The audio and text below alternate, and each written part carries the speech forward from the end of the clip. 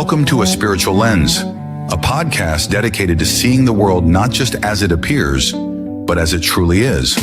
A spiritual lens is where we will begin to unpack profound insights, helping you to look beyond the surface and discover the underlying truths that shape our lives. If you've ever felt there's more to life than what meets the eye, you've found your community. Join us as we learn to see the world and ourselves through a spiritual lens. Here's our instructor, Omari Jahi. Hey, good morning, and welcome to A Spiritual Lens. I'm your instructor, Omari Jahi, and this morning we're going to embark upon a fact-finding mission on truth surrounding Christmas, New Year's, and the depression that accompanies these holidays. You know, a lot of people don't really understand why they feel a certain way during the holiday season, during November, Thanksgiving, December, and so we want to just go into some details, some fact-finding details surrounding these holidays, so that we can have a better understanding as to why we are experiencing what we are experiencing and what we can do about it to change those feelings and those experiences. The first thing we want to get into is, before we get into that, we want to get into the lies about the day that we are supposed to worship. You know, we, for some reason, are led to believe that our day of worship is on a Sunday. And in all actuality, that is not true. You know, we have been led to believe that our day of worship is on Sunday, but yet and still, the true day of worship is on the seventh day of the week. We have been led to believe that because we start our work week on Monday, the last day of the week is Sunday. But if we look at our scripture in Genesis 2, verses 2 through 3, it reads, let's see, I can hardly see it. Hold on, so I can see this. Oh, somebody's here. Who is that? Oh, okay. Greetings. D-Money. Hayes D-Money, huh? Okay. Greetings this morning, Hayes D-Money. But it's, the scripture says, by the seventh day, God had finished the work he had been doing.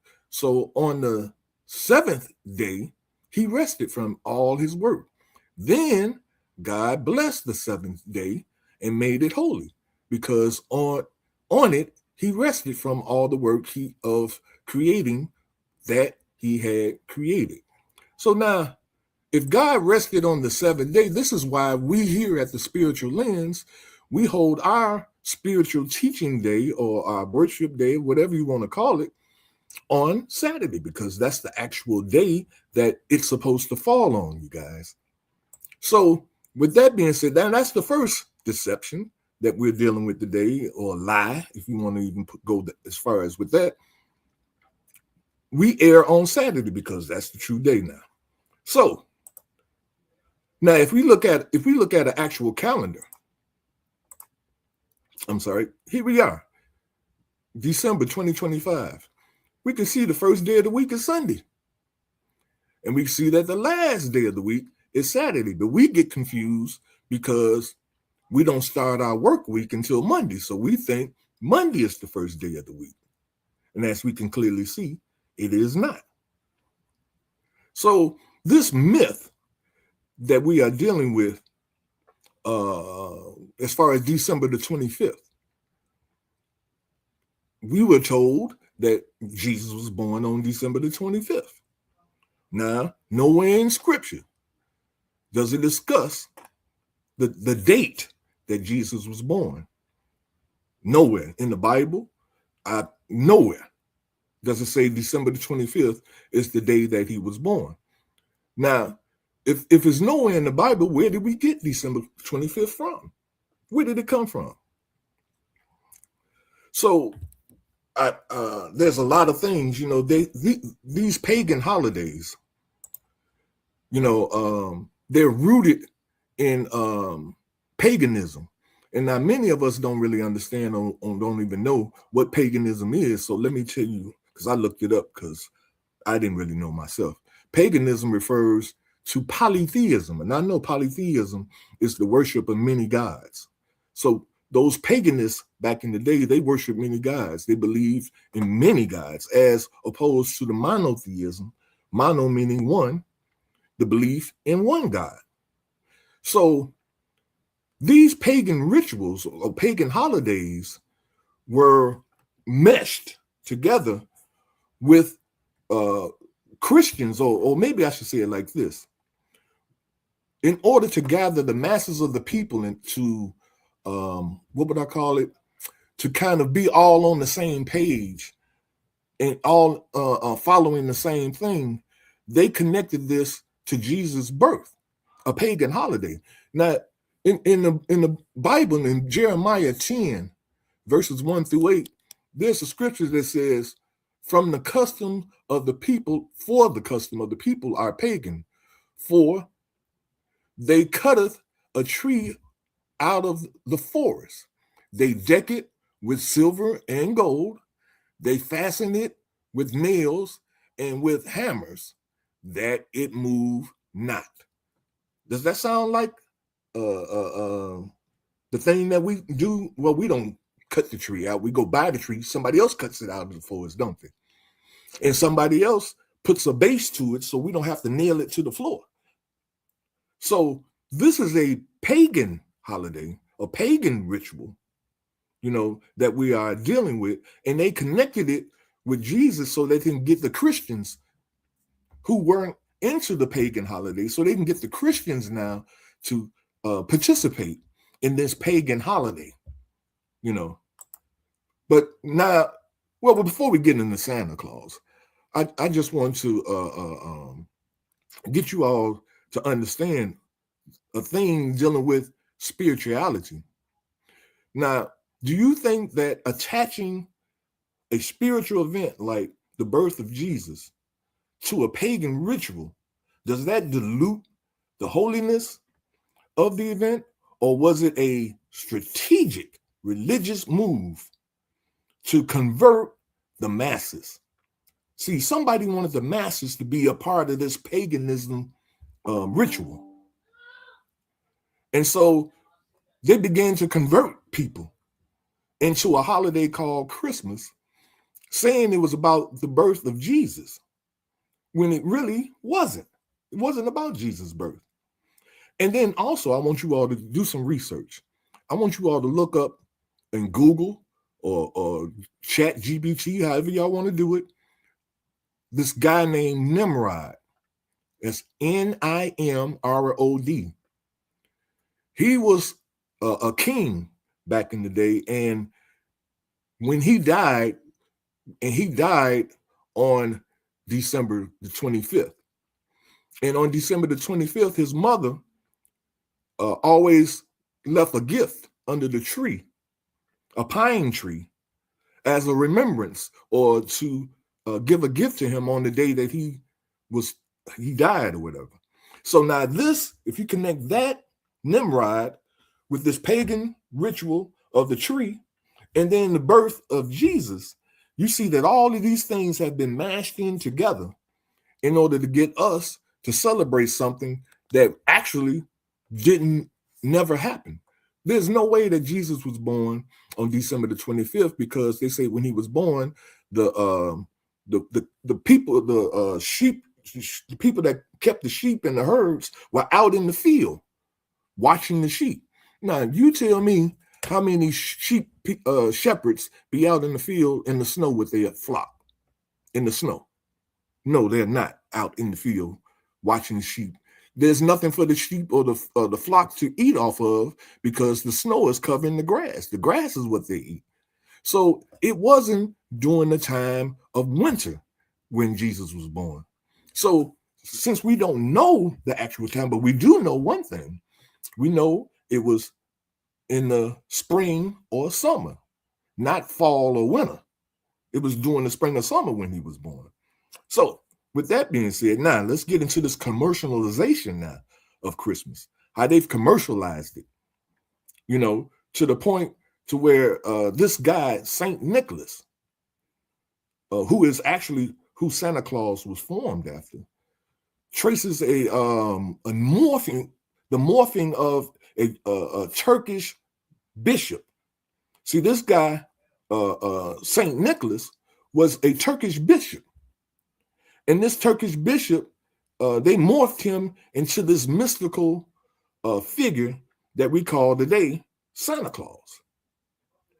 So now I have to ask the question, is this Santa, the lie that we keep telling about Santa Claus, distinctly damaging because it teaches children to believe in an invisible white man who rewards them only to find out later he isn't real? Are we damaging our children, lying to them, making them believe in something? Really, in all actuality, we only do it because our parents did it, and our parents before them did it, and the parents before. Everybody been brainwashed and programmed to do this. You see what I'm saying? So now we keep doing it. We know we lying, but we don't like our children to lie to us. But we openly show them that we are liars when they grow up and they discover there ain't no Santa Claus. So are we damaging our children when we do that? Does this sow a seed of doubt regarding God later in life for these children? Because now you think about this. If you don't, Santa Claus is really a mythical character, meaning that he's not real and the children never see him. They only see him in the mall and things like that. But we know that ain't the real Santa. But the point is, and then we teach them about God, right? Now, if we lie to them about Santa, who makes you think the kids at some point gonna get to the belief that maybe they lying about God? Because when you start, how they say that? When you first tell a lie, you got to keep lying in order to cover the first lie you told. So I just wanted to throw that out there so you guys can get a better understanding as to why we should be telling the truth. And here Jesus tells us in John 8:32, "You shall know the truth, and the truth shall set you free." But yet still here we are lying. But I understand why we're lying. Because I have to ask the question, do we really want the truth? The scripture says here, we shall know the truth and the truth shall set us free. But do we really want the truth? Is my question. Because if we wanted the truth, why is it that when the truth comes to us, we shake it off like a bad cold or something, and we go back to doing the crazy madness that we've been doing generation after generation after generation? Now, there was a movie out that I think kind of explains this. This movie was called The Matrix. Now, this movie was dealing with a society living in an unreal reality. The whole society, they were living in an unreal reality. Then a small group of individuals discovered this false reality and tries to bring as many people that would listen into the reality of the real world, right? That's the basic concept of this movie. An excellent movie. If anybody hasn't seen, if you hadn't seen this movie, please go and see it, because excellent movie. But now, this guy right here, you see this guy? His name is Cypher. Now, I don't know if you all know that Cypher means circle or cycle. And this guy, he was one of the ones that knew the truth. He had been woken up to the reality of what was really going on in the world. And he was aware of the Matrix and all of this. But for some reason, Cypher sold out his team because he just loved the falsehood. He loved, even though the food wasn't real, everything that he had was not real in this false reality, he still loved the taste of this steak. Because in the real world, there was no steak. There was no comfortable living and things of that nature. And so he refused to accept reality. He wanted to be a part of the unreality or the unreal world because it was too painful being in the real world. It wasn't pleasurable being in the real world. And there's a lot of us like that today. It's too painful for us to accept the reality of what's going on in our lives and things of that nature. It's too painful. So we accept the falsehood of this world. Even Jesus said, I am not of this world. When he was present in the earth, he said, I'm not of this earth or this world. What was he saying when he said that? He was saying he understood that this world that we all are living in is not real. It's built on falsehoods, lies, deceptions. And so since Jesus said, I am the truth and the way and the light, and no man gets to the Father except they go through me, he was trying to tell you that you can't be a part of this world either. This can't be your world. But many of us have accepted this world because this world allows us to have the comfortable things that we have. You know, the cars, the going out to Longhorn Steakhouse and getting us a nice steak, and even though we ain't supposed to eat meat, you know, but that's not here or there. We ain't talking about that today. But still, this world allows us to do everything that God says we shouldn't do.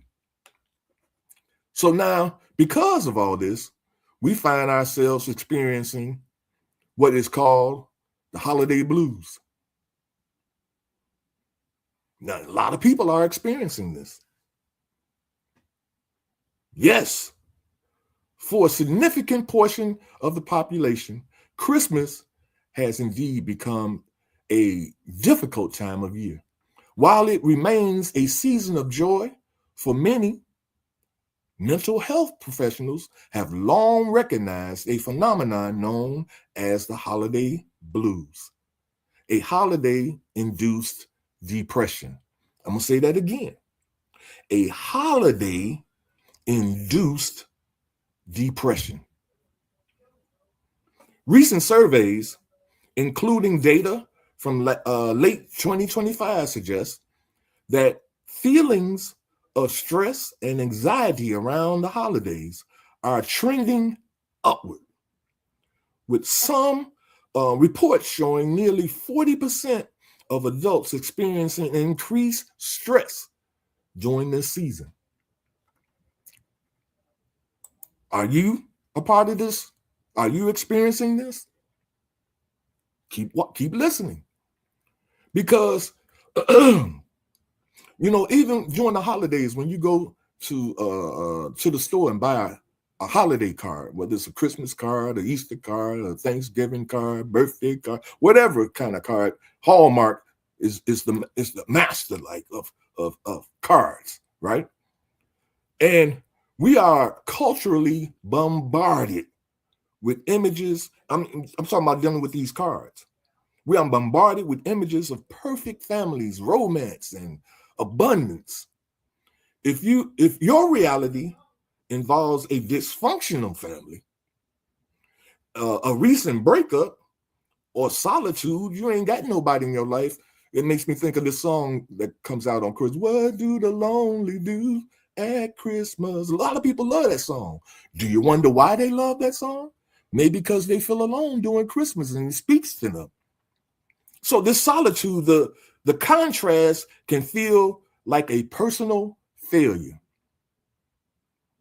person could feel like a failure because on Christmas I ain't got nobody. But I go out into the world and I see everybody with somebody. They doing something. They get me. I go to get a Christmas card. I see all these people hugged up, kissing and love and everything. I ain't got none of that.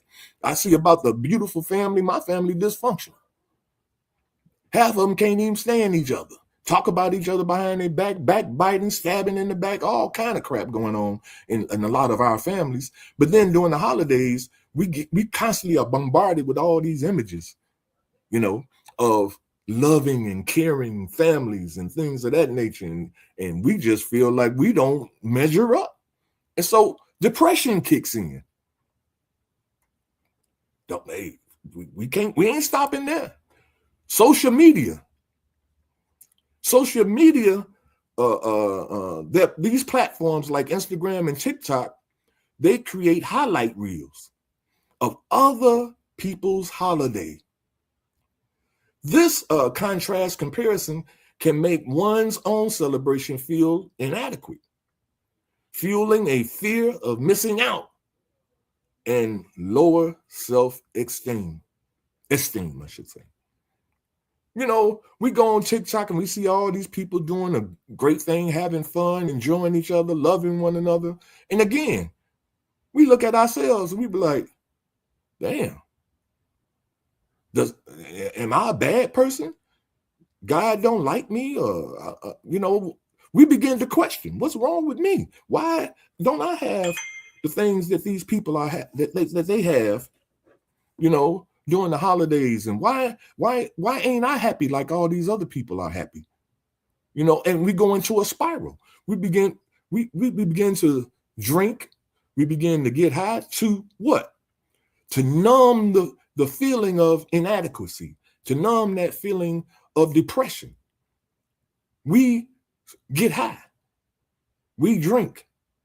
We overindulge in eating. We overindulge in sex in order to feel something positive, feel something good during this time of the year. And it don't stop there. What about, again, this pressure? This commercialization of Christmas has turned it into a significant financial burden. Excuse me. The pressure to buy gifts, host elaborate meals, and travel can force people into debt. I'm going to say that again. The pressure to buy gifts, host elaborate meals, and travel, all over the country so we could be with family can force people into debt. Recent economic stresses, inflation, costs of living have made this even more acute in recent years. See, as inflation goes up, your income ain't going up. And so every time inflation goes up and you still feel the pressure to go out and buy gifts and host these elaborate parties and things with all these different meals, you got to have lobsters and steak and shrimp and all, turkey, and you just got to set it out, right? But the cost for all that stuff, we pay for it afterwards when we start looking at the fact that our money is low and our bills ain't low. The bill's still there. And so guess what happens?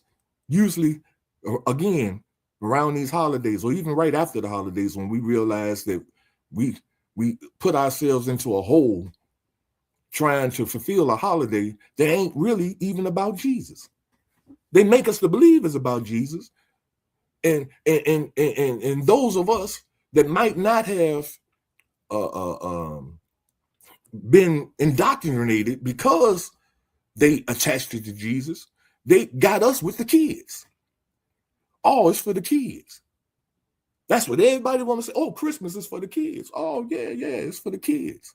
Right. What makes this holiday for the kids? Oh, I know, Santa. A unreal white man that brings your kids toys down a chimney you ain't got. And you tell these kids these stories, and we watch these cartoons, and have our kids watch these cartoons about Rudolph the Red-Nosed Reindeer and Frosty the Snowman and all this crap. And we do this every year.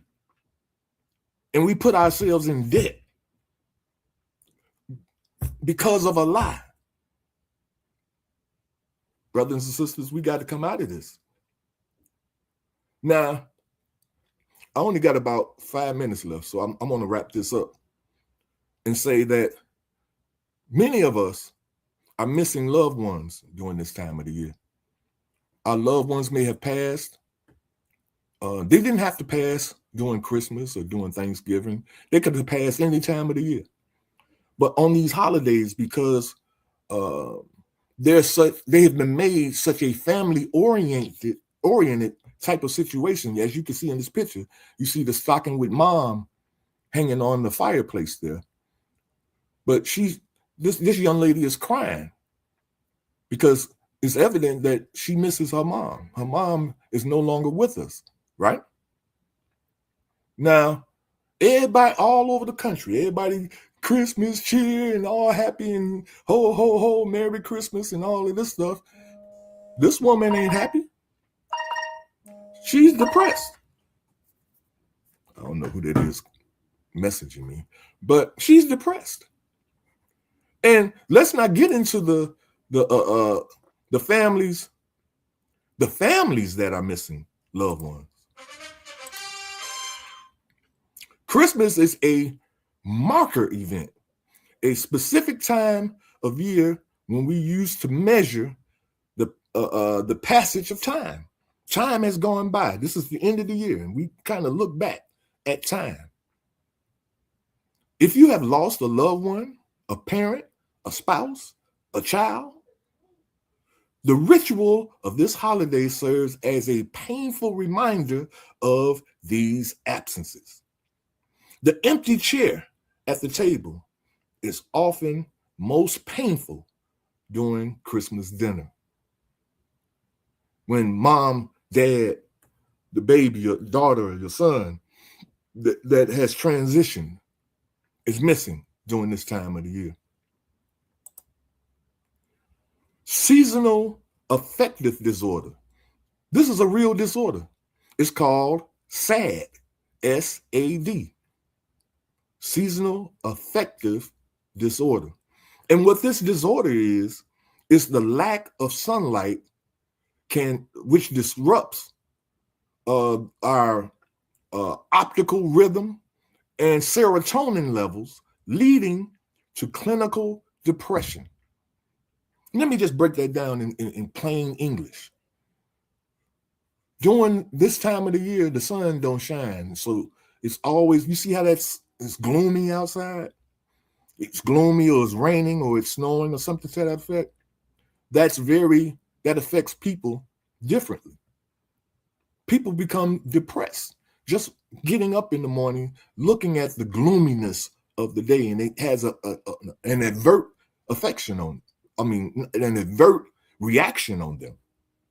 So in these last 2 minutes, I just want to speak to what we can do, what we can begin to do to try to reverse some of this stuff. I call the action reverse engineering, because if we use reverse engineering, another word for it is Sankofa. Y'all look that stuff up. Sankofa, reverse engineering. All right. This is what we can do. We can, one, reevaluate our celebration of holidays. We have to reevaluate our celebration of Christmas, Easter, 4th of July, Halloween, New Year's, Thanksgiving. Reevaluate those things. Look into them. I've already told you why Christmas is not a real holiday that you should be celebrating. And Easter isn't either. Easter is supposed to be about the resurrection of Christ, but it's more about a doggone bunny and Easter eggs. How did that happen? This is almost like Santa. They put something in there just to grab the Christians, the masses of the people, and grab you in and suck you in to these holidays. The 4th of July, Independence Day. Hell, it ain't our Independence Day. I don't know about them. But why in the hell are we? I know why we celebrate it, because they give us a day off work. That's why we celebrate it. But we need to reevaluate this stuff. And secondly, we need to reconnect with nature's new year. I was going to get into the new year, but I'm running out of time. I've ran out of time. So next Saturday, we're going to talk about New Year. Seeing by next Saturday, it will be what they called the New Year, but it's not. And I'm going to prove it. Next Saturday, y'all show up, tell a friend, tell your family.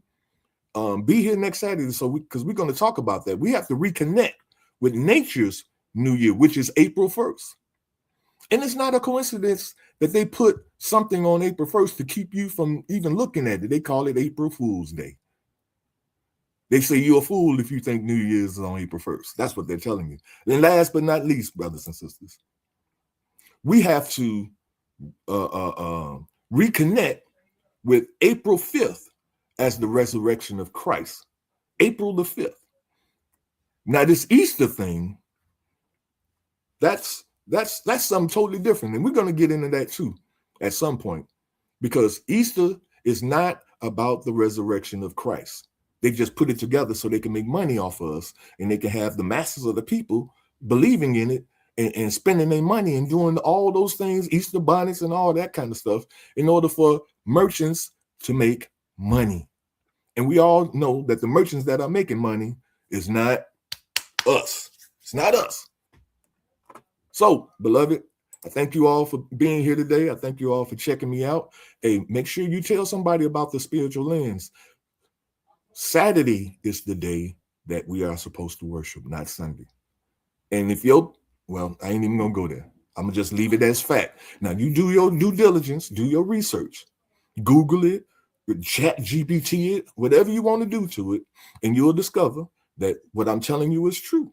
That Saturday is the 7th day of the week, and that's the day God said we are supposed to rest, not worship. Worship is Friday evening to Saturday evening. When the sun goes down on Friday, and they call it the Sabbath day, Friday evening, every Friday evening when the sun goes down, to Saturday evening when the sun goes down. And during that time, you are supposed to fast. You're not supposed to eat solid foods, and you're not supposed to be participants in sexual activity during the Sabbath. You're not supposed to do that. The only thing you can do is drink water. Okay? So this is what we need to do in order to get back in line with the Creator, because evidently we aren't in line with our Creator. So with that being said, I thank you all for being here. Until we meet again next Saturday, I say for you to have a peaceful mind and to do your due diligence. Research what you hear from people, and then draw your conclusions after your research, not based on how you feel about me. Some people say I look like a crook. I look like this. I look like that. It ain't about how a person looks. It's about what they tell you. And if what they tell you checks out, then you have to believe in the truth. We don't believe in people. We believe in truth. So next Saturday, peace, y'all. Our time together has come to an end, but the journey continues. Thank you for holding this space with us and for being an essential part of the Spiritual Lens podcast. As we go our separate ways for now, I ask that you carry the energy of this conversation with you. If you feel inclined, please share this podcast with someone who may find value in it, and continue the conversation with us by subscribing to our YouTube channel. We hope you will join us again in this space next Saturday at 11 a.m. Until then, be well and strive for peace of mind.